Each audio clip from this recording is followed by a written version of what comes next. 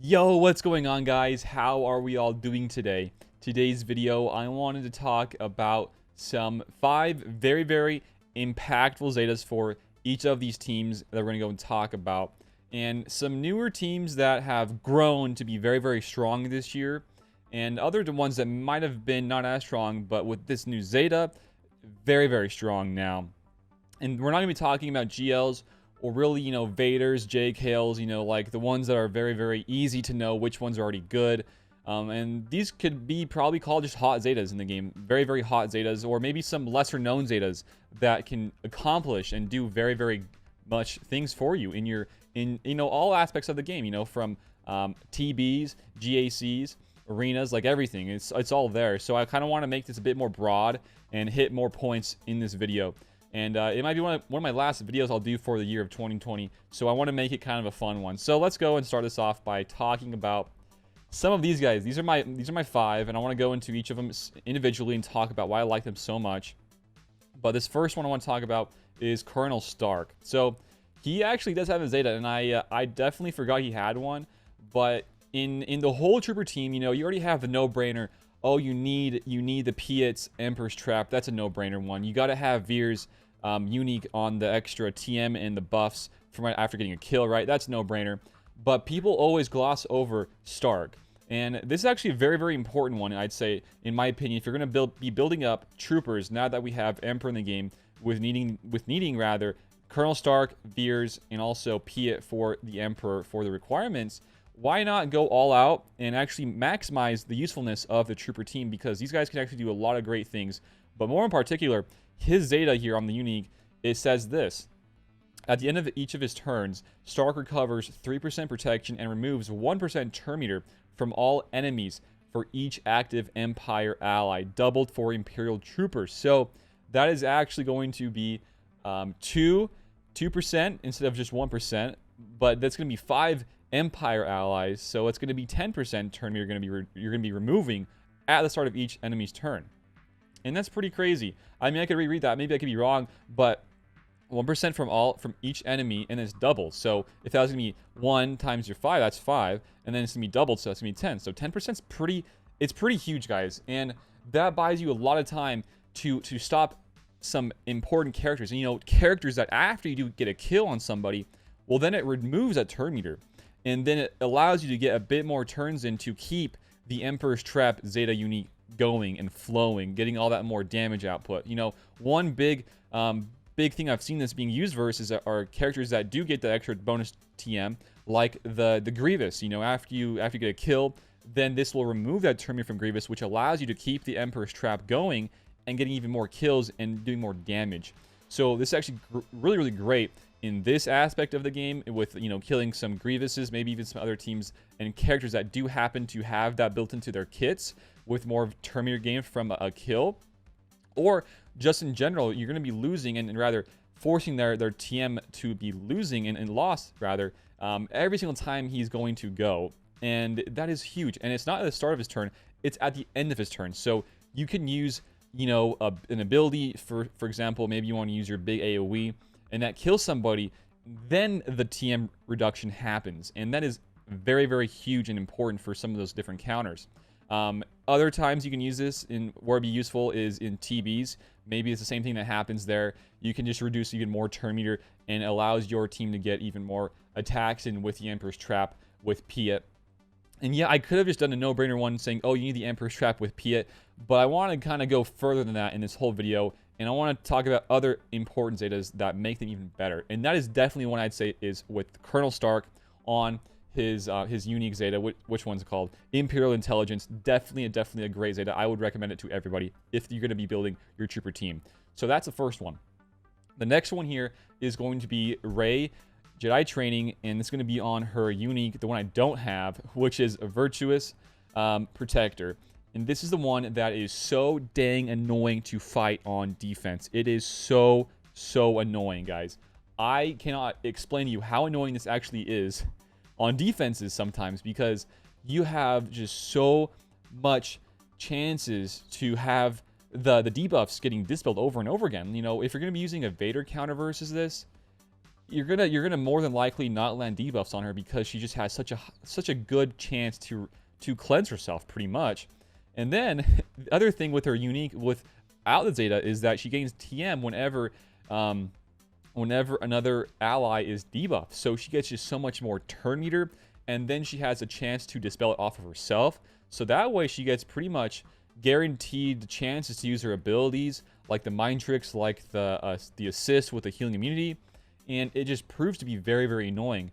Even on the offensive side of things, if you're going to be fighting a bounty hunter team that maybe you're kind of iffy if you're going to outspeed them or not, and maybe they land some burns, or maybe they land some more debuffs in general with the bounty hunters like Jango Fett lead, well, then you still have a pretty good chance to dispel yourself and guarantee yourself that TMR off the bat, which you really want to have. And, you know, this is going to be great in defenses, offenses, both. It's going to be great, guys. And I've just been able to just see this being used and hurt myself in GACs because I've lost some battles where this Zeta comes into play and I just can't deal with it. It is very, very annoying. So definitely this is one I'd look into if you're going to go in like pretty much all-out mode for your JTR. Although I know not many people like this character, but definitely that's a great Zeta for this team. Resistance, light side, all the way around the table. It's great. So that's her. The next one's another resistance character you guys probably know. This one's actually pretty good, but it's been glossed over a lot of times, I feel like, and not many people really know what it's going to be doing here. But it's a great one. It's still a great one.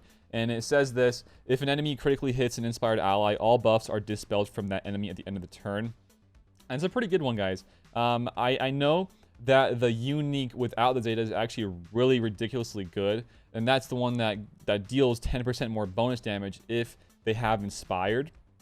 And it can't be evaded, which is great for, you know, really any uses all the way around the table. I actually like that the most, though, in the TBs with killing some really annoying characters, well, those different people there. Because if you do an AoE, rather, and you're doing that to one person, well, all those damage hits go on to that person, which can do some massive damage. So definitely with Poe, he has a great unique already built into his kit, but it just makes it even better to have this extra critically hit and the buffs dispel from the enemies at the end of the turns. And it's a great thing to have. It allows you to use this stun on somebody else if you do get critically hit, and make it a bit easier to manage the whole field of play. And I just like it a lot, I guess. So that's Poe.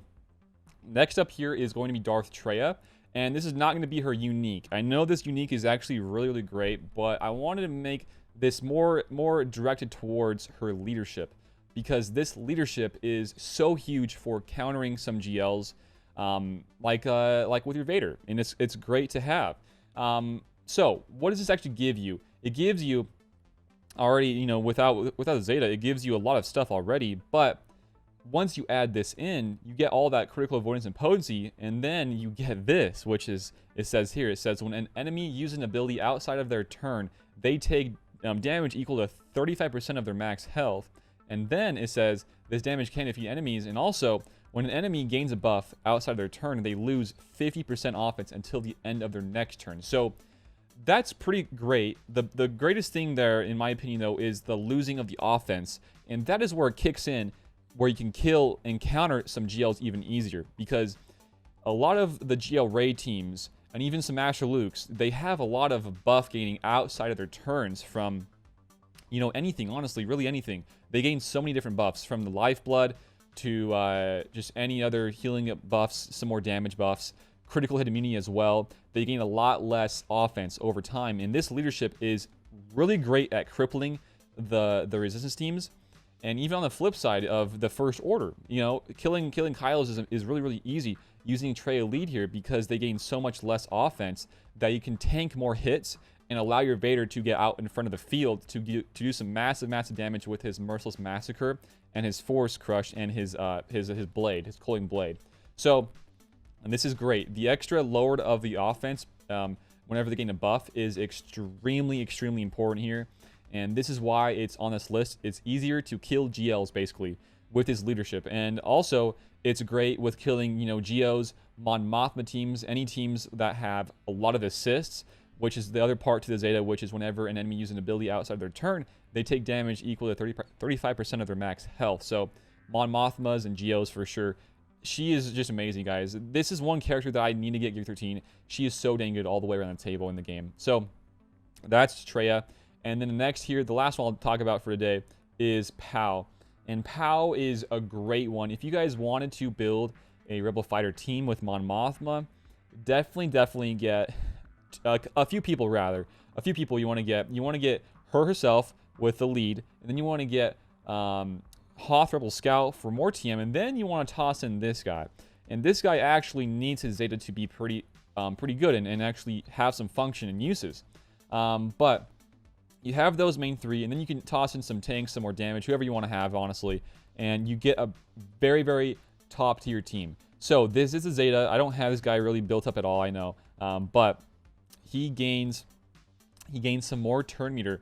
I think it's actually on this special. I forget which special it is. But if I remember, I'm pretty sure it's on this one right here, for Papada. It pretty much it's simple. It says gain 5% turn meter whenever a rebel ally uses a basic attack. So in the Mon Mothma team, they're going to be doing so much basic attacks from Mon Mothma's leadership. That way, you get so much more TM from Pow. And then with the Hoth Rebel Scout in there, he could potentially feed even more turn meter with his basic and just get this whole TM train going and flowing, which is huge. Also, it says whenever Rebel ally uses a basic attack, not only do you get a TM gain, but it reduces his cooldowns by 1. So you can really cycle back to this extra ability with offense up and TM over and over again. So it just makes it for such a great loop. It's not infinite, but it's a very consistent and strong loop that people got to worry about, especially on defense and even on offense. This can do a lot of great work for you because you get even more offense, more damage, more TM gains, and just some more cycle of your abilities, which is definitely a great thing. So definitely this is one that if you guys were to ever consider building a Mon Mothma team for GAC or TWs, or heck, even in light side TB, this is one that you would definitely want to get. And it's nice though because this character is actually a very easy gear. I think you can get him gear 12 without wasting too much important gear. No Chirotech, nothing like that. Just kind of maybe some carbs and whatnot. Get him gear 12, slap on the Zeta, and you have a great character for your Mon Mothma team, which is definitely a great thing. And that's kind of Pow. Pow is just going to be great there for the TM and making the Mon Mothma team elevated to a different level. So guys, I think that's going to probably conclude it for today's video. 5 different characters here. These are ones that they're already pretty good as is for their different teams are in, but with these Zetas, they make them even better in my opinion. So I have a few of them here I want to share today, just 5. I have some more I probably want to do, but I want to keep it short and sweet, and I want to talk more in-depthly about each of these ones in their own aspects of what they can do and accomplish. But definitely some great ones on this list. My favorite one right now is Stark Zeta. I love that one a lot. That's why it was on my first on my list. And I love Darth Treya's leadership as well. But if you guys have any ones that you guys think I might have missed out on, or maybe I shouldn't have had on this list, let me know down below in the comments, as well as if you guys have any more ideas for videos, I would love to hear them down below in the comments, or better yet, join up in Discord and let me know there as well. We also have the links for that down below in the description, with also my Patreon as well. But that's probably gonna do it for me today, guys. Thanks for watching. And until next time, I will see y'all later. Peace out and have a good one.